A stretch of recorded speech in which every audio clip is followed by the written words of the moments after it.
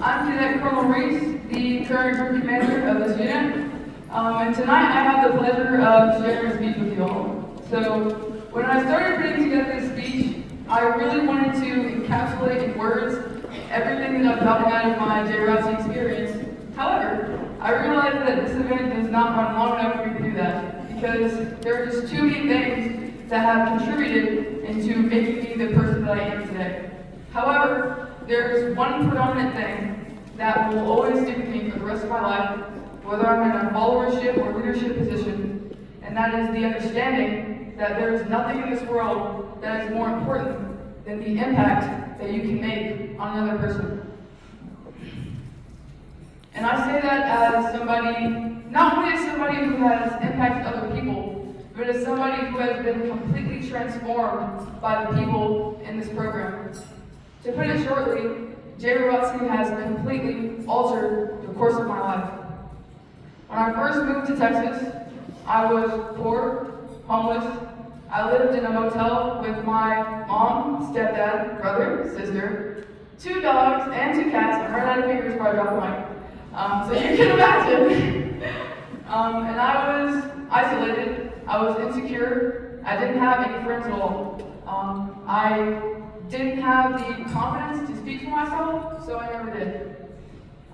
And then halfway through my freshman year, I transferred to JROTC, and I attended as many events as I could, was as involved as I could be, but as many of the seniors remember, I didn't actually start talking until I was a sophomore.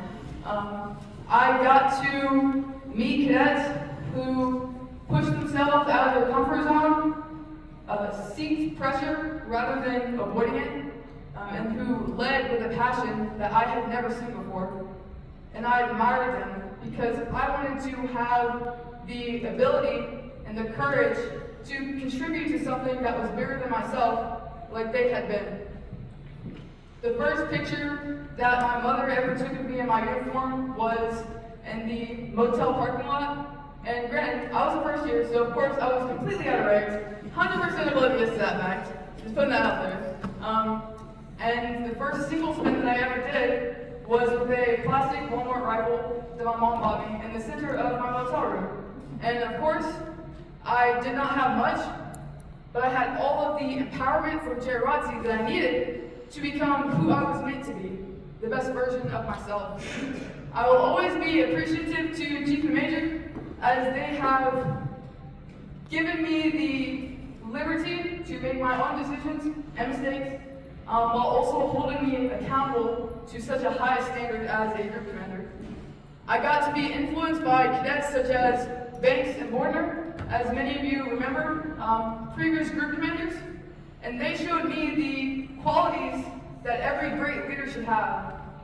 I've also been influenced by cadets who, at the time, didn't even have a leadership position. Examples include Northway, Hightower, Essequay, and Rose. And these cadets taught me that leadership is not about a title. It is not about rank. It's not about a rope. Leadership can't be defined or measured by any of those things.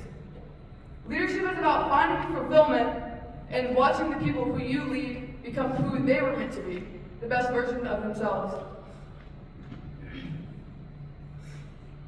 The impact that you make on another person lasts a lifetime, and my life is testimony to that. If it weren't for this program and the opportunities that I've had, I would still be reserved and without purpose. If you take anything from the speech that I've given tonight, let it be that the influence that you have is incredibly important, as it can change somebody's lives, as you guys have changed my life.